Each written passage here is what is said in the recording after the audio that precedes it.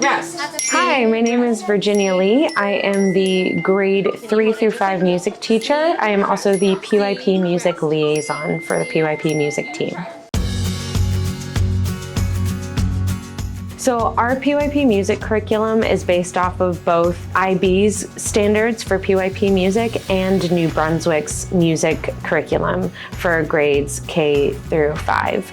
So we actually balance the program 50-50, where we incorporate both standards and learning outcomes when we're planning our unit. It actually makes for a really cool curriculum because we have this balance of really conceptual, abstract ideas from PYP, where we're talking about what does it mean to be an artist, how do artists behave, how do you respect artwork, and bigger picture understandings from IB, but it's balanced with these really specific learning outcomes and goals from New Brunswick, where we're talking about what kind of notes kids need to know at what age.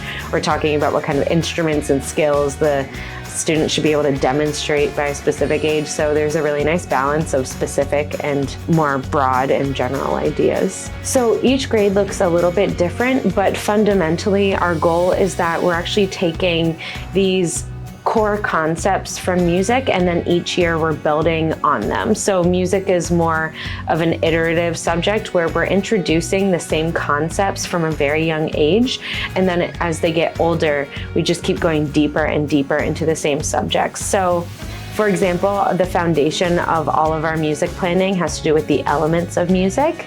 All of the teachers have those posted on the wall. Like, all of music can be broken down into these fundamental aspects of dynamics, which is how loud or soft the music is, tempo, rhythm, melody, timbre, and form, and there are a few others. And so from a very young age, you start with something very simple rhythms, simple melodies, maybe just 2 to 3 notes. And then as you get older, you add more pitches, you add more complexity, so that by the time you get to grade 5, students are fluent in the language of music and really taking what was just like a core fundamental concept and then turning that into actual music and musicianship on their own. We try and balance a lot of different activities. A really big goal for us is that it's fun, so that even though we have to meet both New Brunswick and PYP learning outcomes, we try really hard to make sure that we have this really good variety of activities. So we're talking games, songs that we sing, songs that we play. We've got drums, xylophones, unpitched percussion, ukuleles and recorders for the older kids. We try and make it a diverse experience so that kids can kind of get their hands on everything when they're young. But in addition to that, it's not just limited to the instruments. We'll read stories,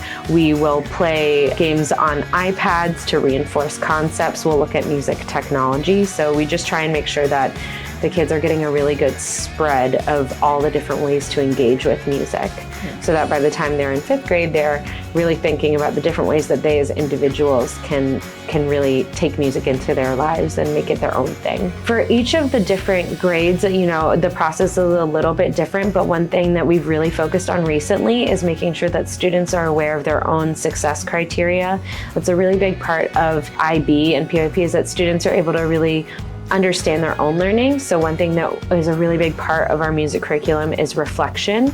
So students will work really hard to observe their own work through a critical lens and reflect on what went well, what could be improved, and share feedback with others as well. So a really big part of student learning from early years all the way to grade 5 is that students are giving themselves critiques and reflection, and then also giving that to each other as well.